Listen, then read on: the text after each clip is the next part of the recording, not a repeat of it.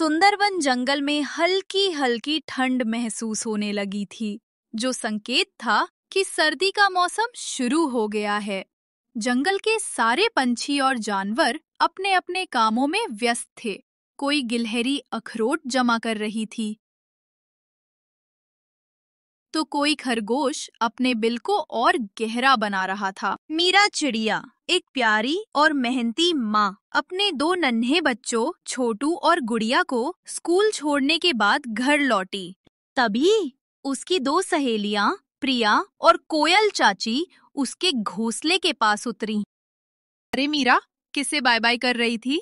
अरे कोयल चाची, प्रिया, आप दोनों आज सुबह सुबह यहाँ कैसे? बच्चे तो अभी अभी स्कूल गए हैं।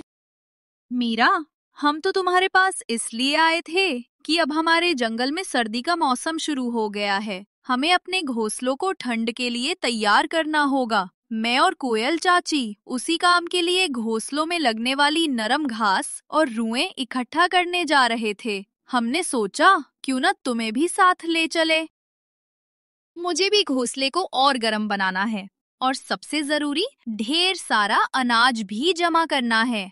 एक बार अगर बर्फ पड़नी शुरू हो गई तो खाने पीने की चीजें मिलना मुश्किल हो जाएगा।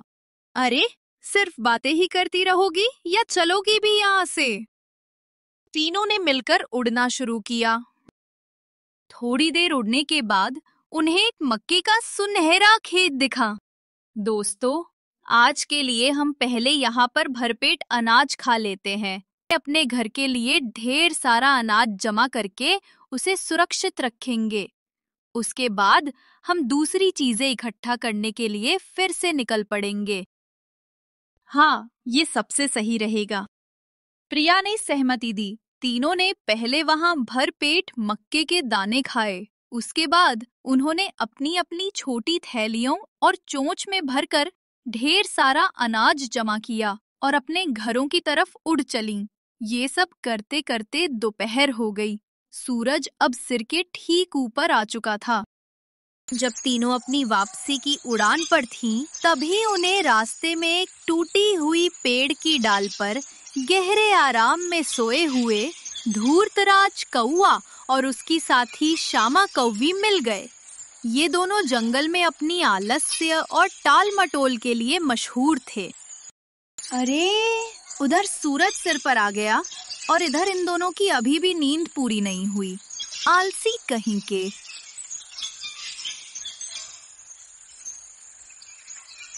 जाने दो ना कोयल चाची, हमें क्या करना है?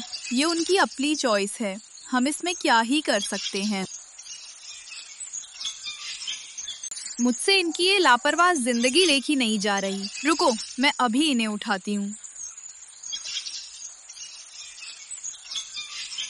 धूर्तराज और श्यामा दोनों हड़बड़ी में नींद से जागकर खड़े हो गए। अरे अरे, कौन है? कौन हमारे घोंसले में घुस रहा है? सामने आजा, मैं तुझे नहीं छोड़ूंगा। धूर्तराज नींद में बड़बड़ाया। अरे ओ दिन में सपने देखने वाले, घर होगा तभी तो कोई घुसेगा ना। तुम दोनों तो पेड़ की डाल पर झूल रहे हो। कोयल चाची, ये क्या मजाक है? आपने हमको क्यों उठाया? आपकी उम्र को ये हरकत शोभा नहीं देती। अरे जा बड़ी आई, मेरी उम्र बताने वाली। और तुम दोनों, तुम्हारी जवानी में क्या कर रहे हो? खुद का ठिकाना तो है नहीं, और सूरज सिर पर आकर भी तुम दोनों की नींद पूरी नहीं हो रही। सर्दी आ गई है, तुम दोनों को बिल्कुल फिक्र नहीं है। उससे आपको क्या? हमारा घर हो या ना हो, हम अपना देख लेंगे। हाँ हाँ कोयल चाची, आप हमारी चिंता मत करो, हम अपना देख लेंगे। इतना बोलकर तीनों वहाँ से चली गईं। वहाँ पीछे धूर्तराज और श्यामा ने एक दूसरे को देखा। वैसे धूर्तराज जी, कोयल चाची सही तो बोल रही थी। श्यामा ने धीरे से कहा, हम अपना खुद का घर कब बनाएंगे? मुझे बहुत डर लग रहा है। जब ये धूर्तराज तुम्हारे साथ है तो टेंशन की क्या बात? तुम घर की चिंता बिल्कुल मत करो। उसके लिए मेरे पास एक ऐसी तरकीब है जो मैं तुम्हें वक्त आने पर बता दूंगा। श्यामा को अपने साथी की बात पर भरोसा हो गया और वे फिर से सो गए।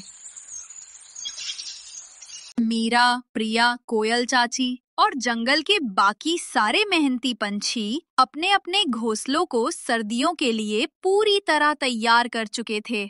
उन्होंने घोंसले के अंदर की परतें मोटी कर दी थीं और अपने घरों में ढेर सारा अनाज भी जमा कर लिया था, सिवाय धूर्तराज और श्यामा को छोड़कर। और फिर एक दिन रात के समय, जैसा कि कोयल चाची ने कहा था, जंगल में बर्फबारी शुरू हो गई। रात भर रुई जैसी मुलायम बर्फ धीरे धीरे पूरे जंगल को एक सफेद चादर से ढकती चली गई। धूर्तराज और श्यामा खुले में पेड़ की डाल पर बुरी तरह कांप रहे थे। अजी, अब और मुझसे ठंड बर्दाश्त नहीं हो पाएगी।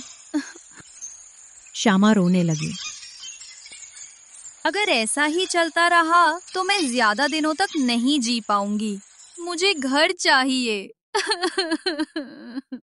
धूर्तराज ने कांपते हुए कहा, लगता है अब मेरा प्लान इस्तेमाल करने का समय आ गया है। श्यामा, मेरी बात ध्यान से सुनो। धूर्तराज ने अपना सारा कपटपूर्ण प्लान श्यामा को विस्तार से बताया। अरे वाह वाह वाह धूर्तराज जी, आपका प्लान तो बहुत ही शानदार है। श्यामा की आंखें चमक उठीं। चलो, फिर हमें अभी निकलना होगा। धूर्तराज और श्यामा चुपचाप वहां से निकलकर सीधे मीरा चिड़िया के मजबूत घर के बाहर आ गए। श्यामा ने कांपते हाथों से घर का दरवाजा खटखटाया। मीरा, अरे ओ मीरा, दरवाजा खोलो। मीरा अपने गर्म घोंसले में अपने बच्चों के साथ सो रही थी। अरे, इस समय इतनी रात को कौन आया होगा? बाहर बहुत ठंड है। अरे, कौन है बाहर? अरे मीरा, हम हैं, धूर्तराज और श्यामा। शाम होते होते छोटू और गुड़िया स्कूल से घर आ जाते हैं। वे दरवाजा खटखटाते हैं। मम्मी, ओ मम्मी, दरवाजा खोलो। अंदर धूर्तराज और श्यामा उन दोनों की आवाज को सुनकर भी अनसुना कर देते हैं और दरवाजा नहीं खोलते। वे अंदर बैठकर मजे से मक्के के दाने खा रहे थे। थोड़ी देर बाद मीरा भी अनाज लेकर घर आ जाती है। जब मीरा ने बच्चों को अपने घर के बाहर बैठे देखा, तब वो सोच में पड़ गई। मीरा ने खिड़की से झांक कर देखा।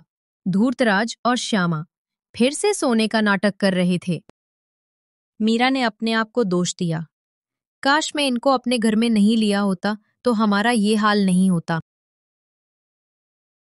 अपने बच्चों को साथ लेकर मीरा चिड़िया अपना घर बनाने के लिए चली जाती है। इस कहानी से यह सीख मिल जाती है, किसी अनजाने पर भरोसा मत करो।